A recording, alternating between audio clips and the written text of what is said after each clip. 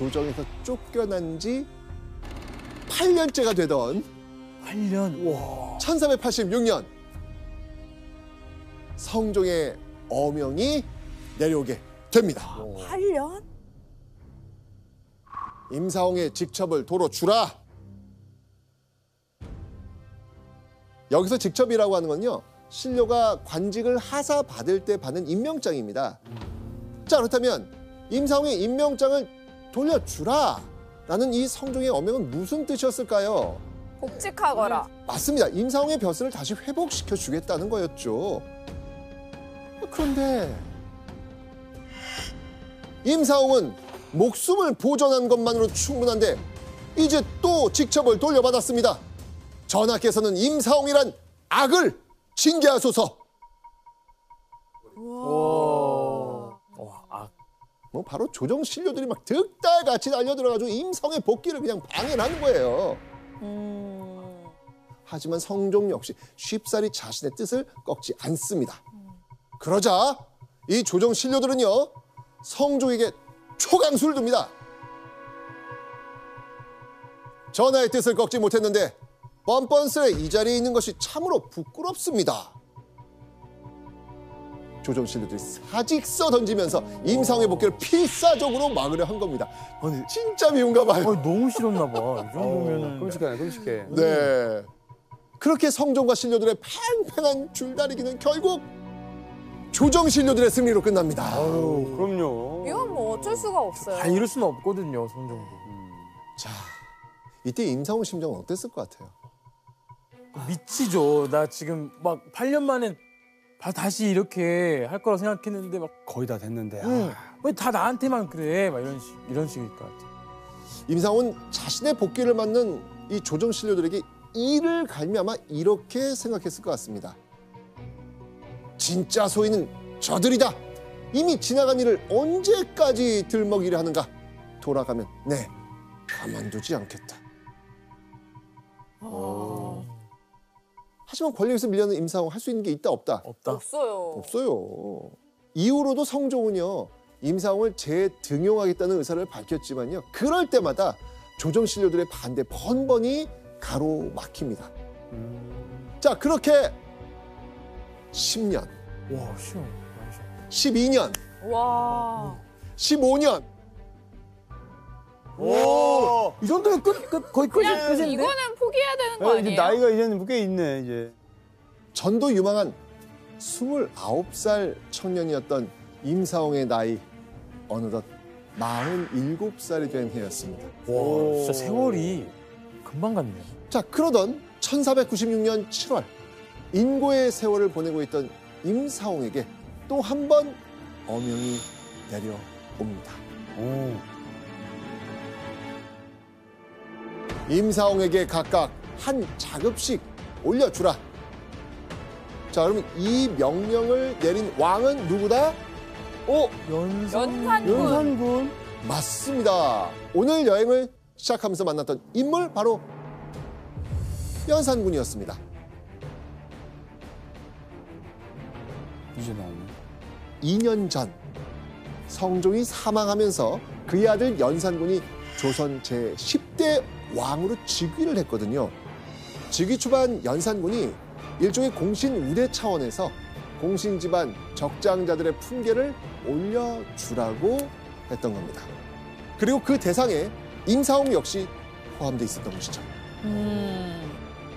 그런데 이때 아니되옵니다, 전하. 아니되옵니다. 선왕께서는 생전에 임사홍에게 다시는 일을 맡기지도 않고 품계도 올려주지 않았습니다. 조정 신료들은요, 연산군의 아버지인 성종조차 임사홍을 다시 등용하지 않았다면서 임사홍의 품계를 높이라는 어명에 맹렬히 반대하고 나선 겁니다. 아이고야. 이렇게 시작된 연산군과 조정 신료들 간의 논쟁은 자그마치 1년이나 계속됩니다. 그리고 그동안 임사홍에게 품계를 줘서는 안 된다며 신료들이 사직을 청한 일은 무려 70번이나 있었습니다. 와, 70번. 결국 조정 신료들의 지독한 반대에 연산군은 말합니다. 임사홍의 품계를 도로 회수하라. 야, 연산군도. 임사홍이 결국 1년의 희망 고문 끝에 받았던 품계를 다시 뺏기는 치욕을 당하게 된 겁니다. 진짜 긴 세월이 지났는데도 이렇게까지 하면 너무 답답했을 것 진짜 같아요. 이 원수들 하면서 계속. 그죠? 자신이 당한 치욕을 꼭 대갚음하리라 다짐하며 복수의 칼날을 갈지 않았을까요? 그러던 1500년 8월 연산군에게 상소문 하나가 올라옵니다. 천도는 10년이 되면 변하고 나쁜 짓 한 사람도 10년이 되면 반드시 선에 돌아온다 하였습니다. 어째서 한 말의 실수로서 한 평생의 결점으로 삼으려 하십니까? 자, 이 상소 뭘 의미하는 걸까요? 아니 좀 봐주세요. 이제는 뭐 너무 오랫동안 좀, 예, 고생했으니까, 예. 그렇죠. 바로 22년째 과거의 죄로 벌을 받고 있는 임사홍의 구명상소였습니다. 그렇다면 소인으로 낙인 찍힌 뒤 20년이 지나도록 이 조정의 공공의 적이었던 임사홍, 그를 위해 이런 구명상소를 올린 인물 누구였을까요? 그, 본인. 아, 본인. 본인이 익명. 글자 반대손으로 써가지고, 예. 너가 그러니까 소인이다. 아니, 왜냐면, 구해줄 사람이 없는데요. 말이 안 근데 되는데. 없는데? 설마, 설마. 지금 임사홍의 아들? 아이. 근데 아들이 하면 너무 속보이잖아요. 아, 이 동현 씨의 이 촉은 정말 무서워요. 맞아요? 소름도- 맞아요? 맞아요. 아니 어떻게? 우와, 진짜로? 자, 상소문을 쓴 주인공 임승재, 임사홍의 아들, 사형제 가운데 막내였습니다. 그리고 임승재가 이렇게 당차게 아버지 임사홍의 구명상소를 올릴 수 있었던 데에는 그럴 만한 이유가 있었습니다. 가계도로 한번 확인해 보겠습니다. 자, 임사홍의 맏아들이 지금 예종의 사위가 되었죠. 네. 그렇죠. 자, 막내 아들 사남 임승재. 임승재 역시 성종의 딸인 휘수공주와 혼인을 한 거예요.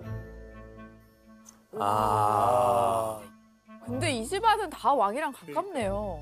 아버지 임사홍이 정치적으로 매장을 당한 시기였음에도 불구하고 그러니까. 아들 임승재가 지금 성종의 딸 휘수공주와 결혼해서 왕실과 지금 겹사돈을 지금 맺고 있는 거예요. 지금 우와. 겹사돈. 와. 그런데요, 임승재가 연산군에게 대놓고 아버지 임사홍의 구명을 요청할 수 있었던 데는 또 다른 이유가 있었습니다. 승재야. 예. 우리 오늘 어릴 때처럼 신장 한번 놀아보자. 숭재는 노래와 춤이 능하였다. 왕이 기뻐하여 혹 노래도 하고 혹 춤도 추고 혹 활도 쏘고 혹 말도 달리는데 날마다 숭재와 짝이 되었다. 와. 뭐 베프가 왕이네. 그렇죠. 어우. 연산군은요, 궁궐을 빠져나가서 임승재 집에 자주 놀러 갈 정도로 두 사람은 정말 특별한 사이였습니다. 심지어 연산군은요, 임승재 집까지 편하게 왔다 갔다 하기 위해서 궁궐과 임승재 집 사이의 민가를 무려 40채나 헐어버립니다. 헐어버려요. 야, 연산군답다. 그리고는요, 궁궐과 임승재 집 사이에 담을 쌓아 지름길을 만들었습니다. 그렇게 임승재와 연산군은 매부 형님 사이를 넘어서 둘도 없는 영혼의 단짝이 된 겁니다. 이렇게 아들 임승재가 연산군에게 큰 총애를 받는 모습을 보고 임사홍은요, 아들을 통해서 어떻게든 복귀의 기회를 만들어 보려고 노력했을 겁니다. 자, 그런데 임승재가 아무리 연산군의 절친한 친구라고 해도 조정에는 임사홍의 복귀를 반대하는 신료들이 팍팍하게 지금 포진되어 있지 않습니까? 그런데요, 이때는 좀 달랐어요. 성종대에 커진 신료들의 발언권이 무오사화로 인해 크게 위축이 되면서 사사건건 임사홍의 복귀를 가로막던 목소리 역시 줄어들 수밖에 없었던 것이죠. 그리고 1503년 마침내 임사홍은 오랫동안 간절히 바라왔던 어명을 받게 됩니다. 임사홍을 관직에 다시 등용하도록 하라.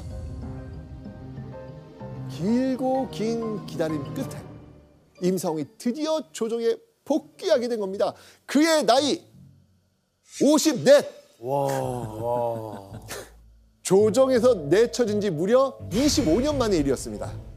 대단하다, 대단해요. 그렇게 화려한 부활을 꿈꾸며 연산군에게 적분했을 임사홍. 25년 만에 조정으로 돌아왔지만 조정 신료들의 반대로 실질적인 관직을 맡지는 못했습니다. 여전히 권력의 외곽을 떠돌며 조정 신료들부터 소인이라고 손가락질 받고 있었죠.